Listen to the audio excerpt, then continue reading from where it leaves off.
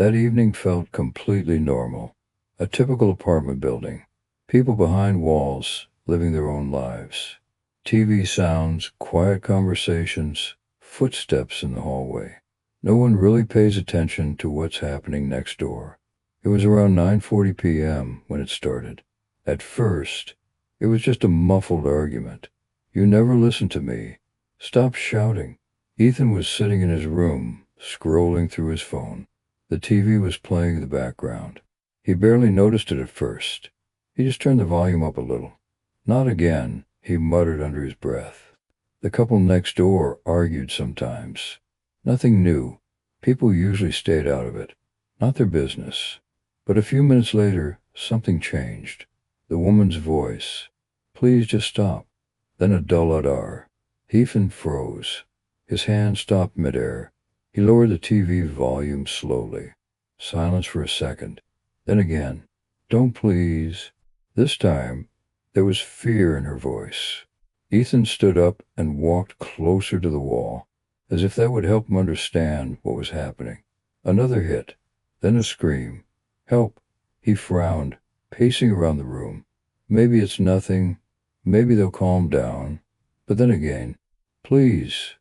That was enough. He grabbed his phone and dialed. "Hello. I think something's wrong next door. They're shouting. Maybe a fight." The operator's voice was calm. Too calm. "Your request has been registered. Can you send someone?" "Yes. Please remain calm. It sounds serious. We've noted your concern." The call ended. Ethan stared at his phone for a second, then slowly put it down, and waited. 10 minutes passed. Then 20. The shouting didn't stop. It got worse. "Help me. Please." Now it was different. Not an argument anymore. It was panic. Ethan couldn't sit still anymore. He stepped out into the hallway. His downstairs neighbor, Lisa, was already there. "You hear that too?" she asked. "Yeah, I already called. And they said they sent someone." Lisa didn't hesitate. She pulled out her phone and dialed. "Hello. This is urgent. Someone is screaming for help upstairs." Pause. "Yes, we're aware. The request has been forwarded." "Then where are they?" "Please wait." She lowered the phone slowly, clearly frustrated. Time passed. Too much time. The screams didn't stop. If anything, they became more desperate. "No. Please. Stop." The sounds of impact were clear now. Hard. Heavy. Impossible to ignore. More neighbors began stepping out into the hallway. Doors opened. People gathered near the apartment. Whispers filled the air. "This isn't normal. Maybe we shouldn't get involved. Are you serious right now? The police are coming." Ethan looked at them. "It's been an hour," he said quietly. Silence.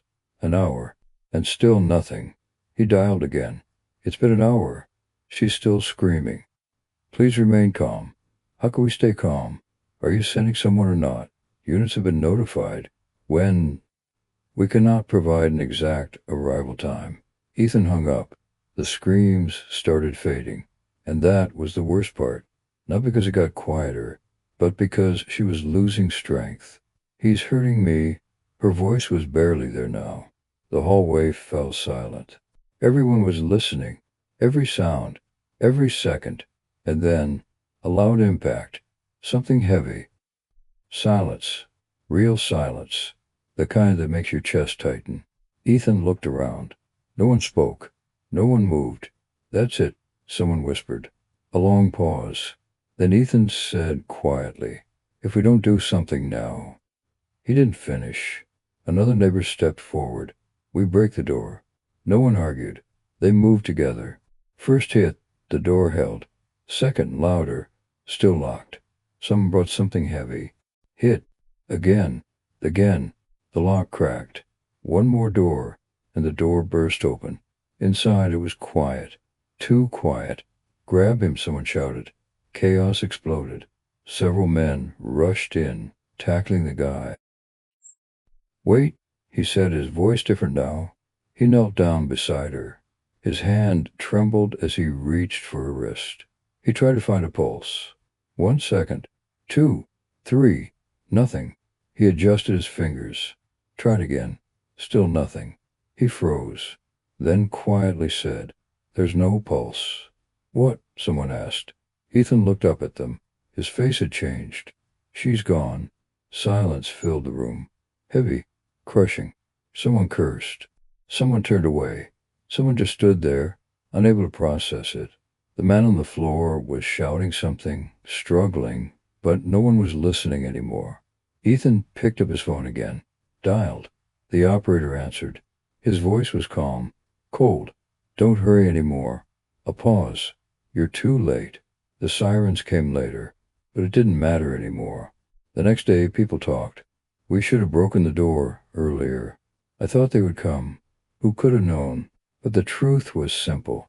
Everyone heard it. Everyone waited. Everyone hoped someone else would fix it.